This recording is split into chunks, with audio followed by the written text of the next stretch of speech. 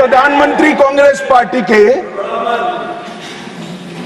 अभिव्यक्ति की स्वतंत्रता का टेल करते हैं, दूसरे प्रधानमंत्री उसी परिवार से आते हैं, वो नागरिकों के मौलिक अधिकार को कर्टेल करने का अधिकार लेते हैं और 39वां संविधान संशोधन अब तो इंतहाई कर दी मान्यवर, सब सीमाओं को पार कर दिया। मान्यवर आप तो अधिवक्ता रहे हैं, 10 अगस्त 1975 का वो दिन हमारे संविधान के इतिहास में बहुत, जब भी जिक्र होगा काले अक्षरों से ही इसका जिक्र करना पड़ेगा। उस वक्त 39वां संविधान संशोधन आया मान्यवर। 39वां संविधान संशोधन क्या था? इंदिरा गांधी जी के चुनाव को इलाहाबाद हाईकोर्ट ने अमान्य घोषित कर दिया। अभी कुछ नहीं है, ईवीएम ले लेकर घूमते हैं, हारते हैं और ईवीएम ले लेकर, ईवीएम ने हरा दिया, ईवीएम ने हरा दिया, ईवीएम ने हरा दिया। सुप्रीम कोर्ट ने 24 बार ईवीएम की अर्जी नकार दी।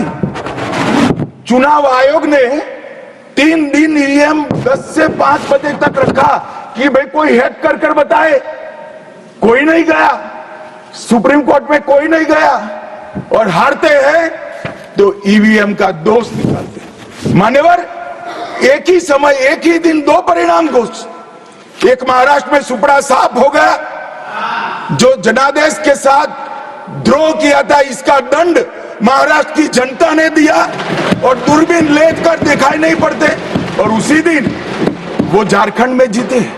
तो महाराष्ट्र में ईवीएम खराब है और झारखंड में टप से जाकर नए कपड़े पहनकर शपथ ले ली।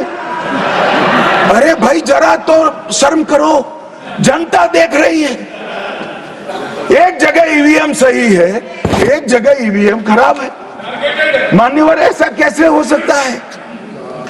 और मान्यवर यहां पर इलाहाबाद हाईकोर्ट ने इंदिरा गांधी जी के चुनाव को निरस्त कर दिया, अमान्य किया और उन्होंने संशोधन से प्रधानमंत्री पद की न्यायिक जांच पर भी प्रतिबंध लगा दिया। आपको जो करना है वो करो, कोई न्यायिक जांच नहीं है।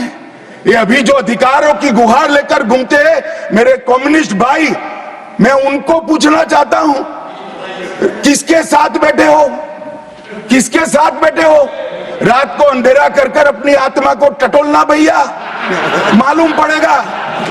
और ये संविधान संशोधन मान्यवर रिट्रोस्पेक्टिव इफेक्ट से किया गया कि पुराना भी मुकदमा है तो वो खारिज हो जाएगा। कभी ऐसा होता है? हमारे प्रधानमंत्री तो कहते हैं मैं प्रधानमंत्री नहीं हूं, प्रधान सेवक। और कोई कहता है कि मुझ पर मुकदमा नहीं हो सकता, मैं शासक हूं, शासक के खिलाफ उंगली नहीं उठाई जाती। भले संविधान ने अधिकार दिया, वो अधिकार हम समाप्त कर देते हैं। और मान्यवर ऐसे ऐसे सुधार किए हैं। मान्यवर उस वक्त भी श्रीमती इंदिरा गांधी थी और 42वां संविधान संशोधन आया।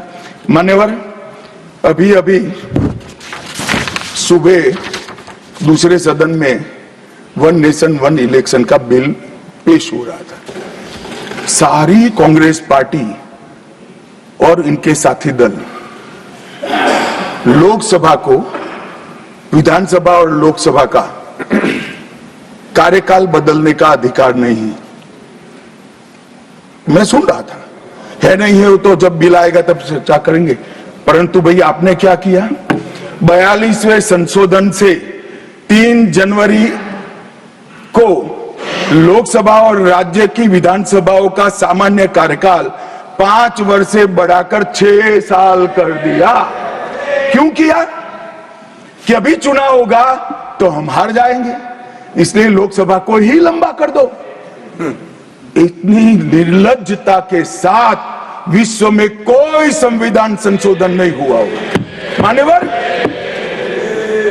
दूसरा, कुछ कानून पारित करने थे, सदस्य उस वक्त ज्यादा विरोध तो कर नहीं सकते थे, मगर विरोध करने का नया तरीका कुछ कांग्रेस में जिसमें हिम्मत थोड़ी बची कुची थी, इन्होंने कहा एब्सेंट रहने लगे तो क्वारम नहीं होता था। तो फरवरी 1 को संविधान संशोधन किया कि संसद और राज्यसभा में क्वारम की आवश्यकता नहीं है। वाह, 5 लोग भी है तो चला लो भाई। इसके बाद राष्ट्रपति शासन की अवधि, खड़गे साहब किया है तो सुनना पड़ेगा, हिम्मत के साथ सुनना पड़ेगा। मान्यवर राष्ट्रपति शासन की अवधि, 6 महीने तक बढ़ा दी। मान्यवर, ये 4 संशोधन, मैं समझ रहा हूं क्यों गुस्सा आ रहा है, मान्यवर। Sir, he is not yielding. Honorable Home Minister is not yielding. Are you yielding, sir? मान्यवर, मैं आपको एड्रेस करूंगा।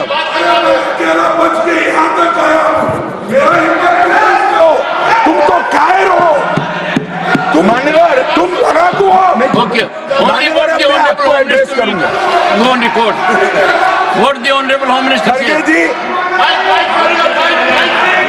जी, मैं आपका बहुत सम्मान करता हूं, आपकी हाजिरी वहां दर्ज करनी चाहिए।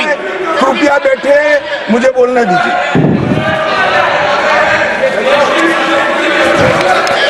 मान्यवर, ये चारों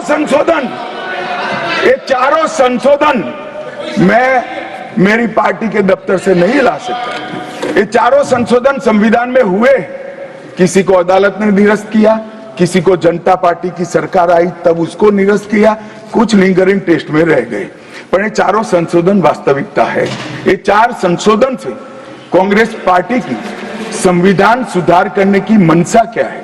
एक में हम पर केस न हो, दूसरे में हम चुनाव हारने वाले तो समय बढ़ा देना, तीसरे में मेरे पर जांच नहीं हो सकती, और चौथे में नागरिकों के संविधान प्रदत्त अधिकारों को समाप्त करें।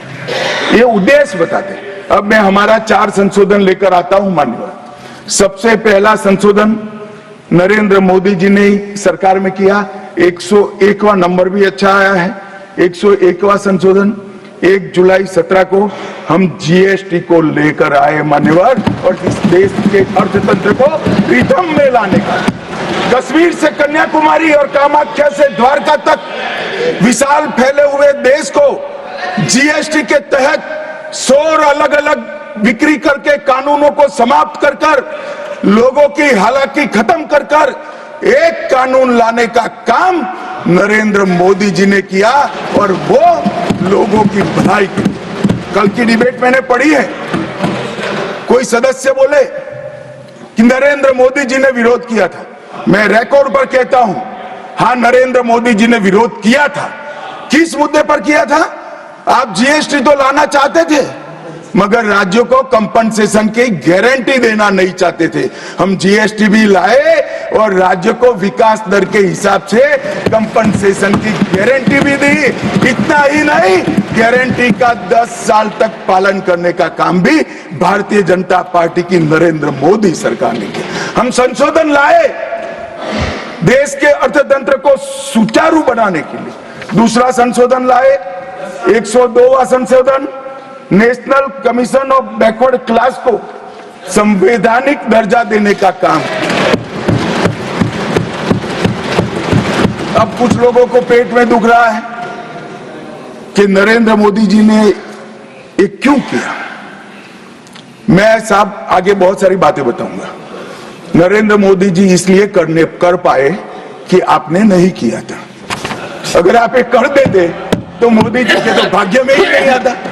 मगर साहब, पिछड़ी जातियों का कल्याण कभी भी कांग्रेस पार्टी का विश्वास नहीं रहा, मान्यता नहीं रही, नीति भी नहीं रही। भारतीय जनता पार्टी ने संविधान संशोधन पिछड़ी जातियों के कल्याण के लिए